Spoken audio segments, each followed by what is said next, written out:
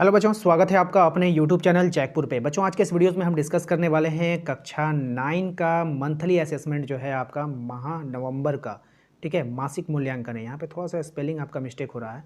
तो मासिक मूल्यांकन जो है आपका नवंबर माह का कक्षा 9 का होगा। ठीक है, आज के इस वीडियोस में हम लोग देखेंगे सामाजिक विज्ञान। क्या है बच्चों? सामाजिक विज्ञान। और साइंस का वीडियोस आपके चैनल पे अपलोड कर दिया गया है। यदि आप लोगों ने नहीं देखा है तो साइंस का वीडियोस भी आप अपने चैनल पे जाकर के, जैकपुर पे जाकर के, वहाँ के प्लेलिस्ट में जाकर के आप 9 वाले फोल्डर में जाकर के देख सकते हैं। ठीक है बच्चों, तो उम्मीद करते हैं कि आपको समझ में आ गया। आपको वीडियो कहाँ से देखना है। तो चलिए, वीडियो शुरू करने से पहले आप लोगों से निवेदन है, यदि आप हमारे चैनल पे पहली बार आए हैं तो चैनल को सब्सक्राइब कर लीजिए, घंटी के बेल आइकन को प्रेस कीजिए और वीडियो पसंद आएगा तो वीडियो को लाइक और शेयर जरूर कीजिएगा। तो चलिए शुरू करते हैं हम। ठीक है बच्चों, तो देखिए हमारा जो पहला सवाल है आज का, ये सामाजिक विज्ञान में आप देख पा रहे हैं, इसमें कहा जा रहा है कि 1 से लेकर 8 तक के जितने भी प्रश्न हैं उसके लिए आपको 1 नंबर दिया जाएगा। ठीक है, तो हमारा जो पहला सवाल है, सूर्य की लंबवत किरणें पड़ती है, कहाँ पर पड़ती है आपको बताना है। ठीक है, प्रश्न संख्या 1 में आपसे पूछा जा रहा है सूर्य की जो लंबवत किरणें हैं वो कहाँ पे पड़ती है। आपके ऑप्शन है कर्क रेखा पर, मकर रेखा पर, विषुवत रेखा पर, या इनमें से कोई नहीं। तो बच्चों इसका सही जवाब हो जाएगा ऑप्शन नंबर अ, यानी कि कर्क रेखा पर। क्या है बच्चों? कर्क रेखा। कर्क रेखा पर क्या पड़ती है? लंबवत किरणें पड़ती है सूर्य की। चलिए, हमारा दूसरा सवाल है, कर्क रेखा भारत को कितने भागों में बांटती है। कर्क रेखा भारत को कितने भागों में बांटती है? तो बच्चों कर्क रेखा भारत को 2 भागों में बांटती है। कितने भागों में बांटती है बच्चों? 2 भागों में बांटती है। ऑप्शन नंबर बो इसका सही जवाब होगा। ठीक है बच्चों, छत्तीसगढ़ में किस माह सर्वाधिक तापमान दर्ज किया जाता है? छत्तीसगढ़ में कौन से महीने में सर्वाधिक तापमान दर्ज किया जाता है? तो बच्चों इसका सही जवाब हो जाएगा ऑप्शन नंबर 100, मई के महीने में। कौन से महीने में बच्चों? मई के महीने में जो है सर्वाधिक तापमान दर्ज किया जाता है। भारत में मानसून का आगमन किस माह में होता है? तो भारत में मानसून का आगमन किस माह में होता है? तो जून के प्रथम सप्ताह में। ठीक है, तो यह हो जाएगा आपका यानी कि जून में। ठीक है बच्चों, नदी अपनी अंतिम अवस्था में स्थल कीर्ति बनाती है किसकी?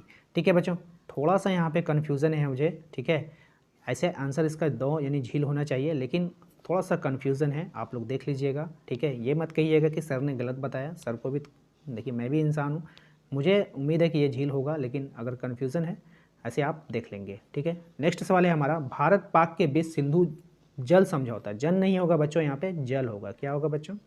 जल होगा। जल समझौता, भारत पाक के बीच सिंधु जल समझौता कब हुआ था? ठीक है बच्चों, तो इसका सही जवाब हो जाएगा ऑप्शन नंबर 100, यानी 1960 में हुआ था। ठीक है, चलिए नेक्स्ट है हमारा, सर्वप्रथम औद्योगिक क्रांति कहाँ हुई थी? बच्चों सर्वप्रथम पूछा जा रहा है औद्योगिक क्रांति कहाँ हुई थी। तो बच्चों इसका सही जवाब हो जाएगा इंग्लैंड में। कहाँ पे हुई थी बच्चों? इंग्लैंड में। ऑप्शन नंबर 2 इसका सही जवाब है। नेक्स्ट है बच्चों हमारा, हमें शिक्षा का मौलिक अधिकार किस संविधान संशोधन से मिला है? जब भी कोई कानून नया आता है तो संविधान में संशोधन किया जाता है, तो उसी संशोधन को आपसे पूछा जा रहा है कि हमें जो शिक्षा का अधिकार मिला है संविधान के किस संशोधन से मिला है, बताइए। तो बच्चों इसका सही जवाब है 86वें, है ना, 86 संशोधन। ठीक है बच्चों, तो ये हमारा जो है कंप्लीट हो चुका है आपका। ठीक है, इसके बाद जो है हमारा क्वेश्चन आंसर स्टार्ट होगा। प्रश्न संख्या 9 से 11 तक के प्रत्येक अंक आवंटित है। ठीक है, 2 अंकों वाला प्रश्न है आपका। ठीक है, जिसमें आपका जो पहला सवाल आपसे पूछा गया है दास प्रथा के बारे में, दास प्रथा किसे कहते हैं? ठीक है बच्चों, दास प्रथा किसे कहते हैं? चलिए इसके आंसर को देख लेते हैं। तो बच्चों इसका जो जवाब आपको लिखना है, क्या लिखना है जवाब में देख लीजिए। मानव समाज में जितनी भी संस्थाओं का अस्तित्व रहा है उनमें सबसे भयावह दास्ता की प्रथा यानी दास प्रथा है। ठीक है, दास्ता की प्रथा है। मनुष्य के हाथों में मनुष्य के ही बड़े पैमाने पर उत्पीड़न इस प्रथा के अंतर्गत हुआ है। दास प्रथा का संस्थात्मक शोषण की पराकाष्ठा भी कहा जा सकता है। ठीक है बच्चों, तो आप इसे आंसर में लिख लेंगे। ठीक है बच्चों, चलिए अगले सवाल पे चलते हैं। इसके बाद बच्चों हमारा जो सवाल है 10वां सवाल है, इसमें कहा जा रहा है आपसे जलवायु से आप क्या समझते हैं। ठीक है, पहला दे दिया जलवायु से आप क्या समझते हैं, दूसरा है नदी बेसिन किसे कहते हैं। तो बच्चों इन 2 सवालों का आंसर हम एक साथ देखेंगे। ठीक है, जलवायु से आप क्या समझते हैं और नदी बेसिन किसे कहते हैं। ठीक है बच्चों, तो चलिए इसके आंसर को देख लेते हैं।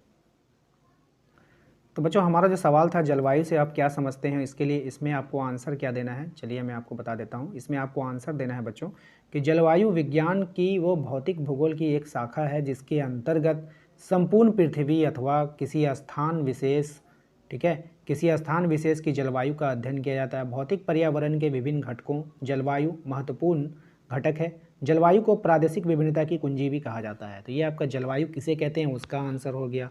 उसके बाद आपका क्या था, नदी बेसिन। तो नदी बेसिन में आपको क्या करना है बच्चों, वह समस्त भू क्षेत्र जहाँ तक जल किसी नदी और उसकी सहायक नदियों से होकर प्रभावित होता है, नदी बेसिन कहलाता है। ये वाला आप एक लास्ट में लाइन जोड़ लीजिएगा, नदी बेसिन कहलाता है। ठीक है, नदी बेसिन कहलाता है।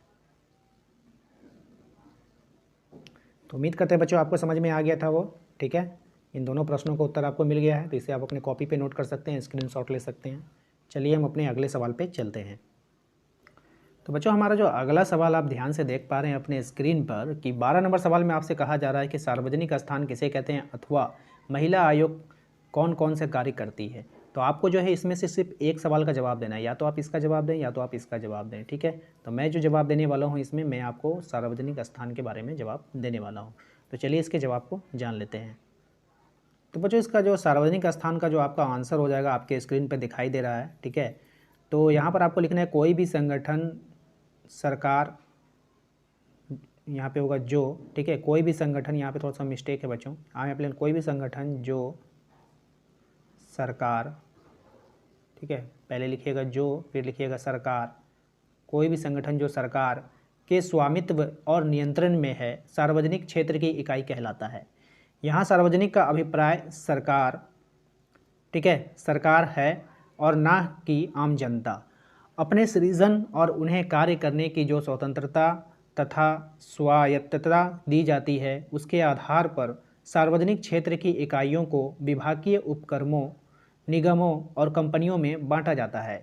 उदाहरण के लिए जो कुछ सरकार के प्रत्यक्ष स्वामित्व, नियंत्रण और प्रबंधन में है जैसे रेलवे, डाक, तार, परमाणु ऊर्जा इत्यादि को विभाग कहा जाता है।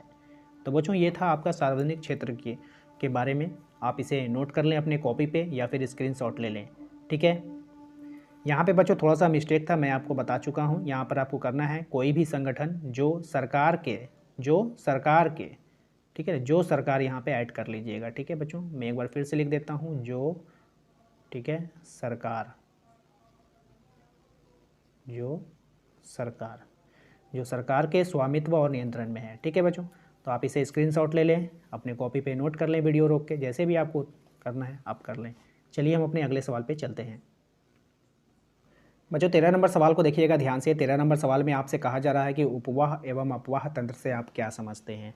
ठीक है बच्चों, तो आपको इसका आंसर चलिए हम बताते हैं। चलिए बच्चों इसके आंसर को हम लोग जान लेते हैं क्या होगा इसका आंसर। अपवाह तंत्र, यहाँ से देखिएगा, अपवाह तंत्र या प्रवाह प्रणाली किसी नदी या उसकी सहायक धाराओं द्वारा निर्मित जल प्रवाह की विशेष व्यवस्था है।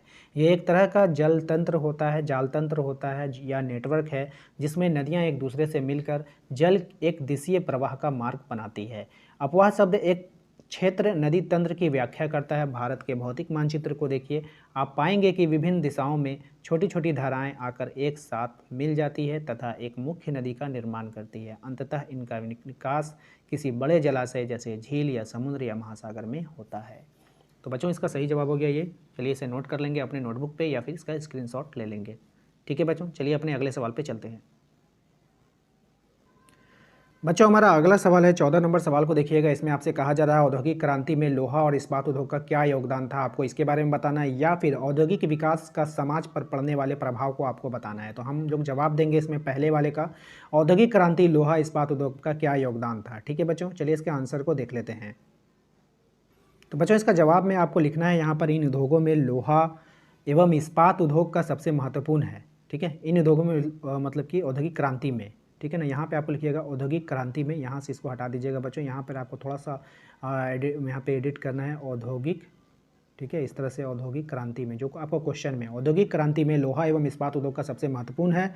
इंजीनियरिंग, सीमेंट, रासायनिक एवं उर्वरक उद्योग भी खनिज आधारित उद्योग के उदाहरण में है। यह एक आधारभूत उद्योग है क्योंकि इसके उत्पाद से बहुत उद्योगों लिए गए आवश्यक कच्चे माल के रूप में प्रयुक्त होते हैं। ठीक है, ये होते थे, होते हैं नहीं, होते थे, क्योंकि योगदान था तो यहाँ पे होते थे कर दीजिएगा। ठीक है बच्चों, तो उम्मीद करते हैं कि आपको समझ में आ गया। यहाँ से इसका आंसर आप नोट कर लेंगे। तो चलिए बढ़ते हैं अपने अगले सवाल की ओर। बच्चों हमारा अगला सवाल है तापमान और वर्षा जलवारी के प्रमुख तत्व हैं। जलवार ठीक है, जलवायु यहाँ पे जलवायु होना चाहिए। जलवायु के प्रमुख तत्व प्रकार के प्रभावित है, यानी कि ये किस प्रकार से प्रभावित है, आपको आंसर देना है। अथवा में आपका है कि इसके अलावा आप इसका भी आंसर दे सकते हैं, मानसून के आगमन और वापसी से आप क्या समझते हैं। तो चलिए हम लोग नीचे वाले का आंसर देंगे, मानसून के आगमन और वापसी से क्या समझते हैं, तो इसका आंसर हम लोग देते हैं। चलिए देखते हैं क्या है इसका आंसर। चलिए बच्चे इसके आंसर को देख लेते हैं। इसका आंसर में आपको लिखना है, भारत में मानसून के पहुंचने को मानसून का आगमन कहते हैं। जैसे मानसून हम लोग में जैसे प्रवेश करता है भारत में, तो उसे मानसून का आगमन कहते हैं, और भारत से मानसून के वापस लौटने को मानसून का निर्वर्तन यानी कि मानसून की वापसी कहते हैं। ठीक है, इस तरह मानसून के जून प्रथम सप्ताह में प्रायद्वीपीय भारत में प्रवेश करता है और सितंबर के आरंभ में इसका भारत से निर्वर्तन होता है, यानी वह जाने लगता है। अतः जून से सितंबर के मध्य मानसून की अवधि लगभग 100 से 120 दिनों के बीच की होती है। तो ये आप इसके आंसर में नोट कर सकते हैं। ठीक है बच्चों, तो उम्मीद करते हैं बच्चों आपको आज का ये क्लास बिल्कुल पसंद आया है। क्लास पसंद आया तो वीडियो को लाइक कर दीजिए, चैनल पर यदि पहली बार आए तो चैनल को सब्सक्राइब कर लीजिएगा। मिलते हैं हम अपने अगले क्लास में। Thank you.